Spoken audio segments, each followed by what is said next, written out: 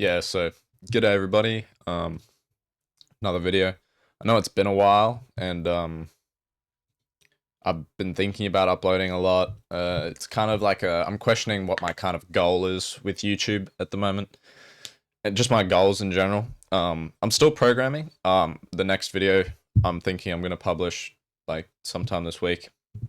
We'll go over the general ideas of what I'm doing, in terms of programming and stuff like that. But I just wanted to talk about some other stuff today.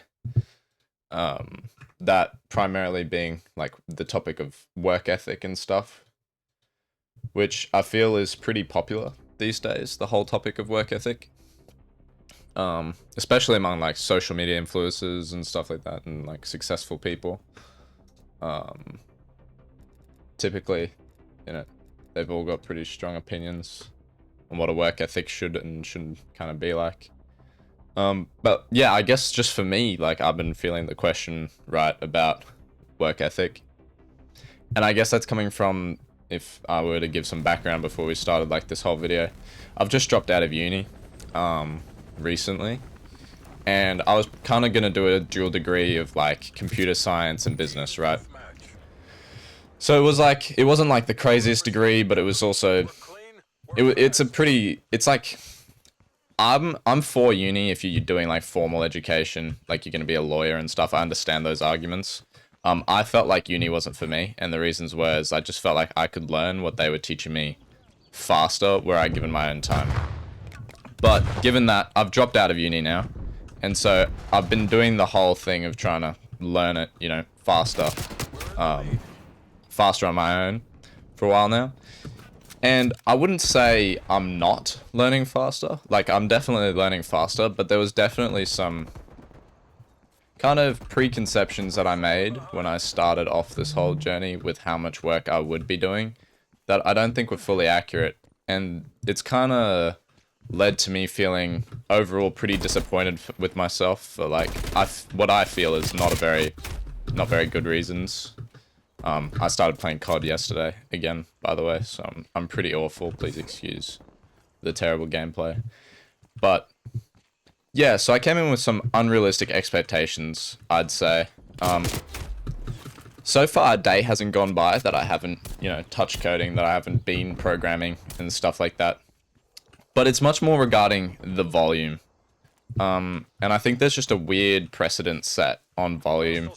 Especially if you look at people like, David Goggins and Alex Hormozy, who I must say they make up the primary selection of my kind of media consumption, as I think they set good standards, and that's a good thing in many ways. But I don't know, I feel like there is a line, and I feel like everybody is influenced by these things differently.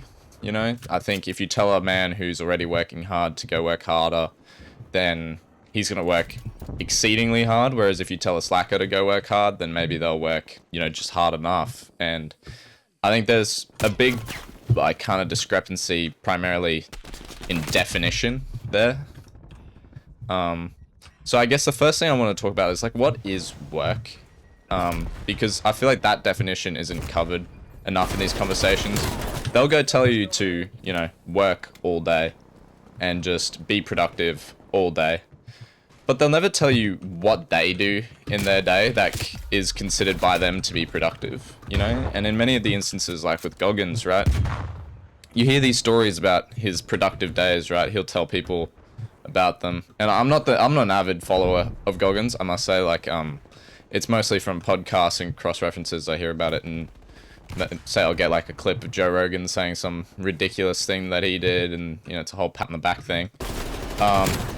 Between them two, but it'll be some crazy feat he did in terms of physical endurance, and I get that's his shtick and stuff, but so that's what he would define his day as work. And now it's an interesting thing because they'll tell you to go work, but then for a lot of us, the definition of what work actually is a little bit misconstrued.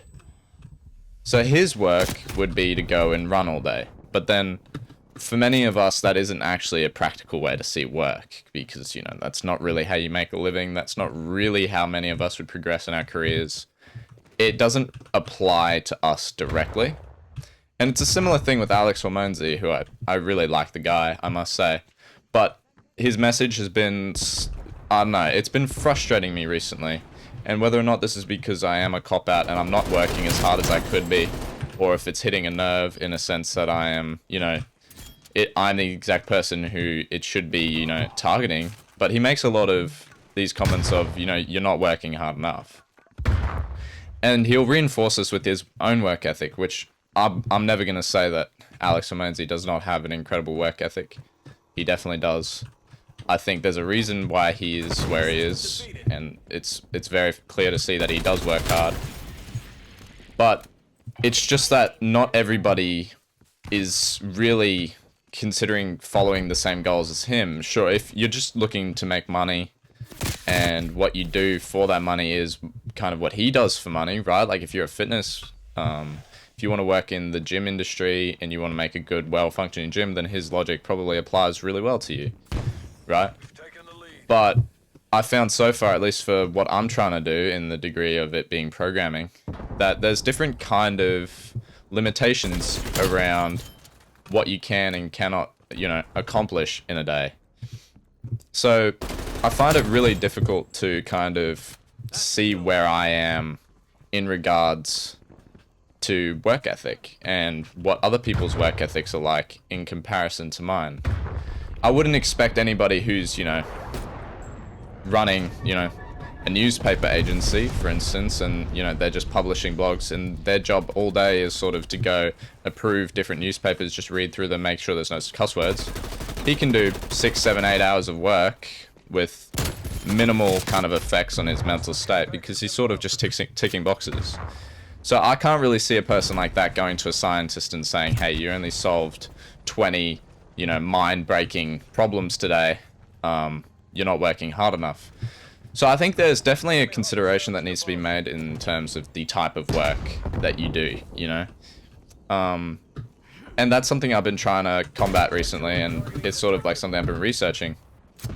And for me, the issue is, you know, if you're working on something that is more cognitively engaging, then does that justify a different limitation of work or how many hours you can expect to do a day? Or, and I'll get to it later, but even just the whole concept of, you know, defining things by, you know, hours in a day, I feel like is a massive misrepresentation of how much work you get done. Because you have people every single day who are going to jobs and doing, you know, 70-hour work weeks, but realistically, like, I would say that commonly for most people, you're spending 8 hours a day at your job and you're probably doing 4 hours worth of actual work if you're actually going to push yourself, right? You've got toilet breaks, you've got lunch breaks, you got just your mind getting distracted, getting in the zone, all this stuff. So I don't think work hours is it's not a very good way of measuring kind of output in that term of work and how hard you are working. So then it really comes down to the type of work, and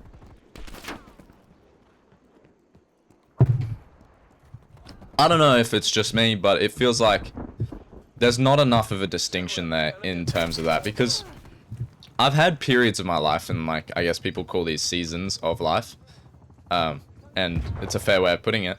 I've had seasons of life where, you know, just, I think 2 years ago, I was still in school, and I was particularly frustrated with my position in life. I just, you know, broken up with a girlfriend, lost my car, I crashed my car into a pole. It was just a stupid aquaplaning incident. I was just really angry. Hit the throttle too hard after a shift with my ex in a relationship. So I'd had a frustrating shift, and I just took it out on the throttle and crashed my car, which, you know, that's another story in itself. It's pretty ironic. I think I definitely got what I deserved there. You know, I'm usually pretty quick to catch my temper, but I'm going on a tangent here. So I've had periods of my life where I have just kind of only chased the work that I did.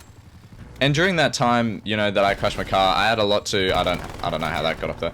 I had a lot to make up for in terms of cash. You know, I just crashed my car and I was trying to get my life in order. So I was working, you know, 80 hours weeks, you know, working 2 casual jobs, and this was just KFC and Pizza Hut. Sure, it wasn't anything incredible. I wasn't changing lives, but I was working 80 hours a week almost, essentially, with 2-hour gym sessions a day, and I was getting around 5-6 hours of sleep a night. And I held that up for pretty much the entirety of my 2-month Christmas holidays. And so from that, I feel I can kind of venture to say that I do have what it takes to, put in the hours to work hard. And it is kind of that, understanding that I could be doing that, which brings me to the issue of why it feels like I'm not doing that. And it's because now that I've quit uni, I had a lot of expectations that I would, not waste a second of this opportunity that I've given myself, quote unquote. Because now, everything's on me. If I mess up now and I don't become an excellent coder, I can't blame university. I can't blame the job market. All I can blame is myself, because I went and put everything on my own shoulders by dropping out of university. I've essentially said that I don't really care for how they teach me. I don't care for their kind of knowledge in these areas. I will make myself an excellent coder that is hireable. And so now everything is essentially, comes down to my own performance. Now, because of that, the issue is that, while I'm doing better than I was in uni, and I think I'm learning a lot more every single day than I was in uni, I had this idea that I would be learning 8 times, 20 times, 12 times, there wasn't a limit to how much more I wanted to learn from uni. I didn't have like that set in stone. I didn't have expectations around that. So I saw 12 hours in the day, and I thought, I can work all 12 hours of the day, because that's the best way to prove your point, right? You want to get good at coding? Code for 12 hours a day. You'll get good at coding. But there's an issue with that, and the issue is I'm not sure I'm physically capable of coding for 12 hours a day. And I found this out, throughout the last couple of weeks as I've been trying my best to do that. I was waking up 4 o'clock every morning, cracking right on with my work. I'd sit down, I'd work till 12, straight through. That's my first 8 hours of the day.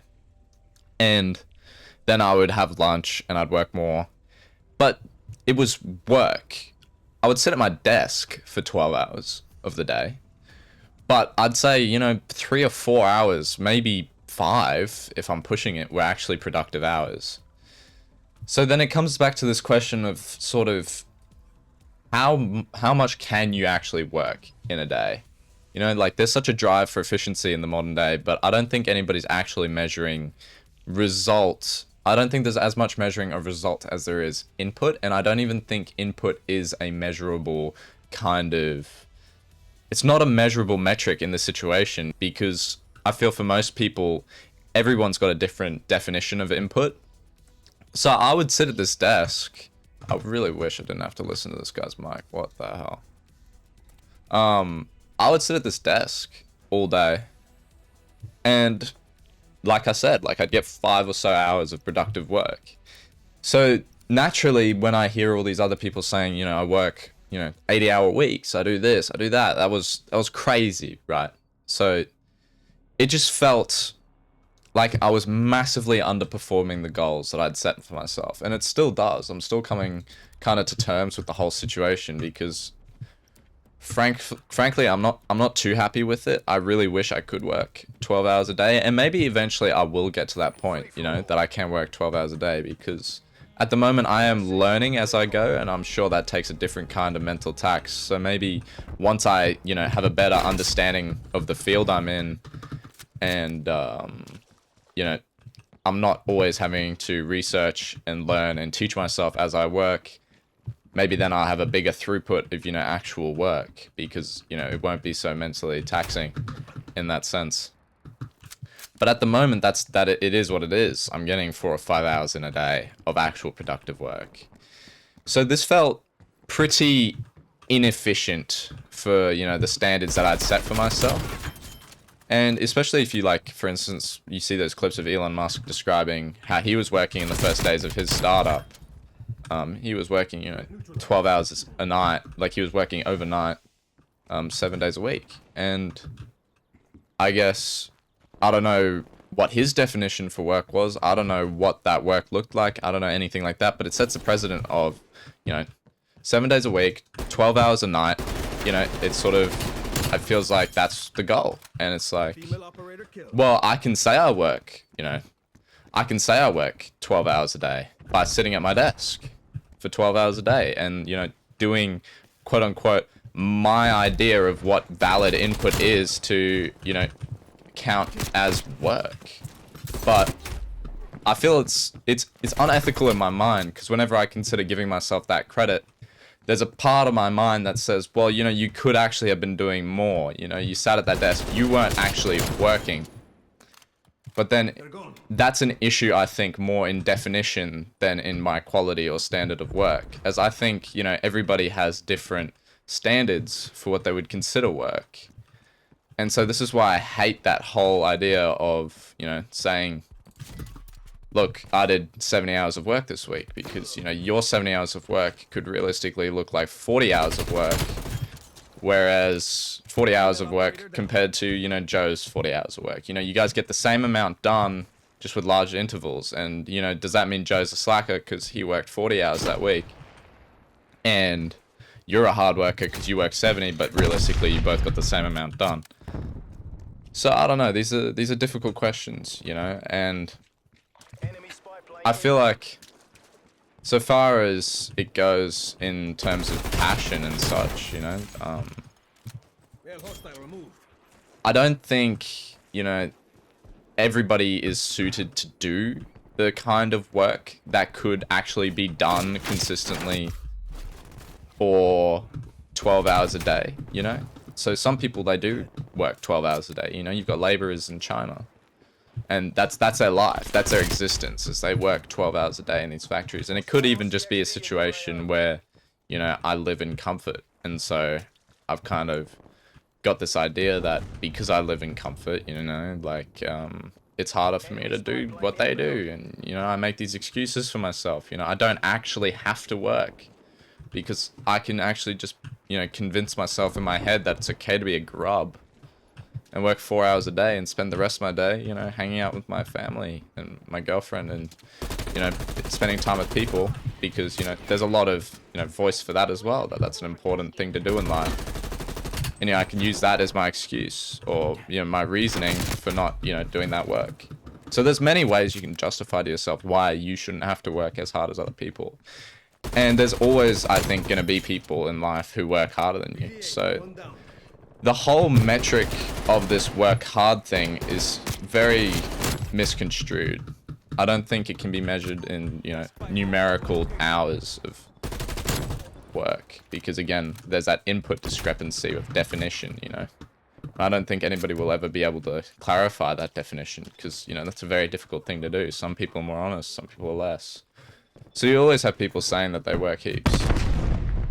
But, in that case, you know, what can you measure in these terms? Because if I'm trying to be, you know, an A-tier programmer, right, then it's sort of like running a race is what I was thinking, right? Like, if you've got a marathon runner and you want to hit a certain time in that marathon, you can sort of take the distance that you're running, take the time, divide that, you know, get your average, you know, get your average speed over the whole run, and then you just got to make sure that you're hitting that speed for the whole run, and then that means you'll get to your destination in the amount of time that you've got. But I've got such an arbitrary goal of being, you know, a very good high-level programmer that it's sort of like a question of, you know, what is that goal and what does that timeline actually look like? And what actually, you know, moves the meter on that, you know? Because it's like, I can program every day, but, like, for all I know, you know, every A-tier programmer out there, you know, they programmed every day, they read 50 books at night, and it's like, you just have no idea what kind of the level of input required actually is in these situations, you know? So I feel like that's a massive issue in terms of these work cultures, you know. And of course, everybody at the end of the day does end up finding their own balance, you know, by, you know, figuring out what means more to them, and you can kind of make these. This guy's still here. You kind of make these decisions, you know, based on your own values, and that's kind of what I've been doing.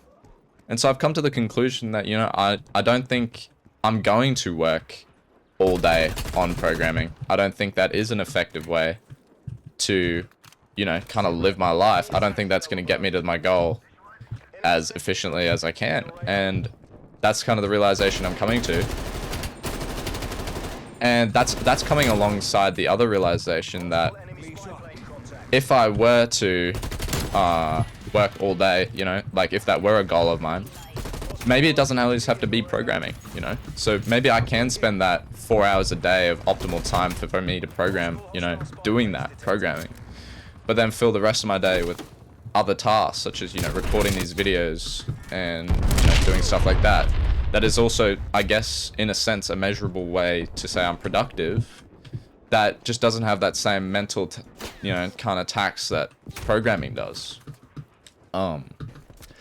So that brings me to my next kind of topic, which is like there are different kinds of work, and that's kind of what I was trying to get at with the guy working. You know, he's working in China, 12 hours a day as a laborer.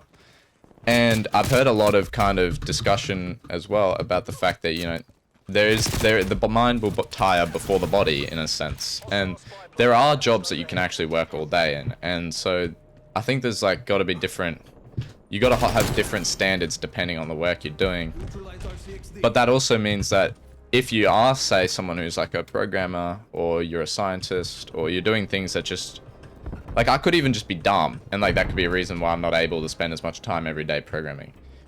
But if you are someone who finds that you get these mentally taxing things, you get mentally taxed really quickly by these things that you're passionate about, then maybe you can mix into your day, you know, like activities and, you know, work objectives that aren't so mentally taxing in order to increase that day-by-day productivity. So, like, recording these videos when I'm mentally taxed could be a way of increasing my productivity for that day, given that, you know, I can't really get any more out of, you know, programming, which is something I'm looking into now, and I think, you know, it could be beneficial in the long run. But it is just difficult to set realistic expectations when it comes to productivity and work-life balance and stuff like that, especially today. But I guess, yeah, that's the whole rant. Sorry if it wasn't too coherent, but I just wanted to kind of gloss over the whole thing, and I guess this is going to be my re-entrance into the whole kind of YouTubing thing. I don't think I'm going to be posting every day like I was before. I think that was silly because, you know, I'd spend, you know, it was the thing of just sitting at my desk for 12 hours a day. I'd do that leak code question. I don't even know if leak code, like, there's too many questions right now. So I'll do more of it once I've got a few more answers and I know a few more things work. But yeah, I guess that's it for now. That's kind of what's been on my mind, is just this whole idea of how much should you actually be working. So if you guys have thoughts on this stuff that you'd like to share, feel free to just chuck them in the comments. I'm going to be reading every single one of those because this is still a question for me and I'm curious to know what you guys kind of think. I'll definitely pin my favorite comments and stuff. Like if you have a very different take and it's good and, you know, it changes my kind of perspective on this thing, I'll definitely pin your comment and stuff, because I just don't think there is enough conversation around, you know, the actual measure of work. Because yeah, I think there very much is this massive push for increasing your hours of work versus increasing the productivity and output of your work. And I think that's a really dangerous thing, because a lot of people are losing touch with their lives because they spend so much time working, when realistically, you know, you can have a much more balanced life while still achieving the same things. So yeah, let me know what you think, guys. Thanks for sticking through the video. I really appreciate that. Try to be posting more again, but really appreciate it, guys. Take care. See you guys in the next one.